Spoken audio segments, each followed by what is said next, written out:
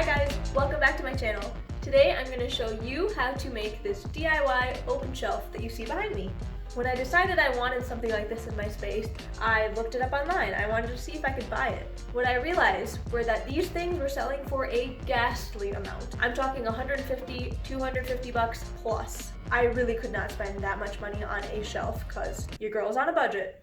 And what I realized was that I could build it myself. It only comprised of wood and pipes. This project does take some time, but I would say in general, it's about a beginner to intermediate level of skill. And at the end of the day, because you built this shelf, it's kind of priceless. This piece also requires you to sand and stain pieces of wood, and I'm not going to cover all the details of that in this video. If you want to see a separate video on how to sand and how to stain wood, just leave a comment below and I'll definitely make that for you. So let's jump into building the shelf. Step 1, measure and plan. You're going to want to measure the area you're going to put the shelf in. Figure out how big of a space you're working with and how much of the wall space you have. When you're measuring out your space, it doesn't hurt to quickly just draw out a sketch of what you want your shelf to look like. That can let you know how many pipes and how many pieces of wood that you'll end up needing. Figure out how tall you want to make this entire shelf, how wide you want to make it, and about how many shelves you want to have. You may also want to approximate how far apart your shelves are going to be. Just have a general idea. Look up some pictures of shelves that you like and figure out the general plan and aesthetic of your piece. I knew I wanted my wood to be a darker stain, and I knew I wanted my hardware to have a matte finish. Step 2, go to a hardware store. When you go to the hardware store and you are ready to pick out your actual materials, be ready to compromise. This is the biggest tip that I have for you guys throughout this entire project. Just have an open mind, be ready to compromise here or there, be able to pick different materials or pick different measurements. It'll all be okay at the end of the day, I promise.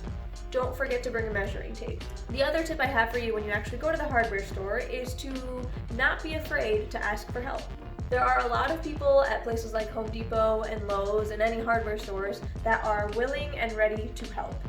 As a side note, the other thing I would recommend, especially if you are a female trying to do this, is to also not be afraid to be assertive. You know what you want, you know what look you're going for, be willing to listen to everyone's advice, but don't forget, this is your shelf at the end of the day. It's going to go up in your home, and if you're not happy with it, the only person you can blame is yourself. The other tip I have for you when you go to a hardware store is to start with the wood, and specifically the sale section.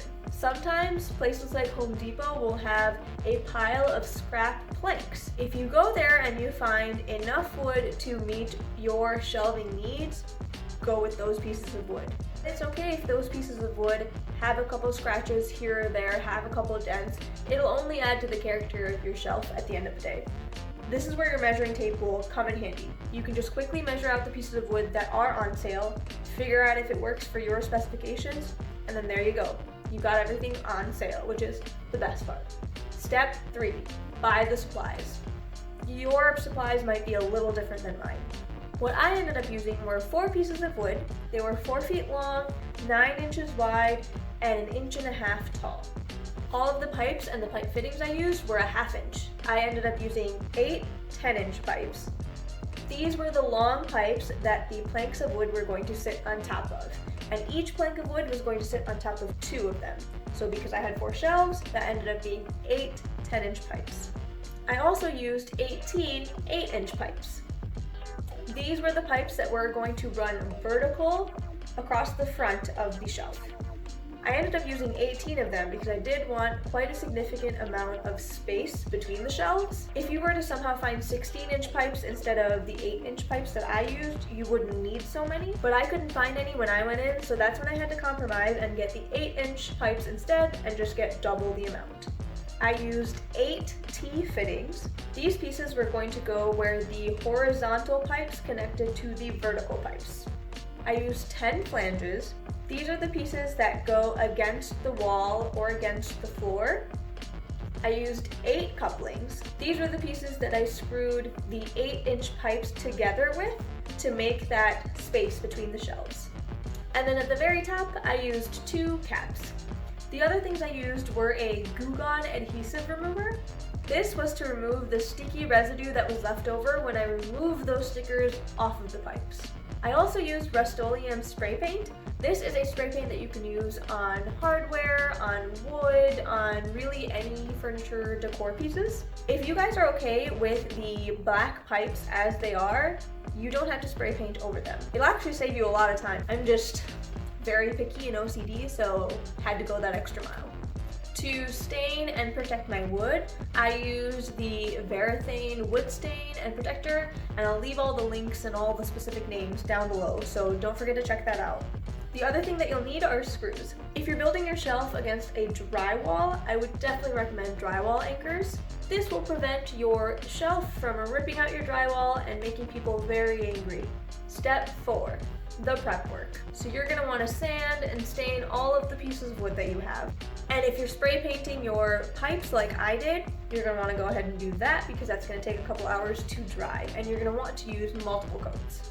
I used a very clever trick, if I do say so myself, of putting in kebab skewers into the grass and putting my pipes into those kebab skewers and then spray painting around it. It worked like a gem. After you've sanded and stained your wood, spray painted your hardware, it's time for step 5, and that's installation. This is where I recommend you have a buddy to help you because it can get really frustrating if you try and do this yourself. So what I recommend you guys do first is just to assemble the one side of the pipes, and that's it. Skip to a quick time lapse of how I did that here.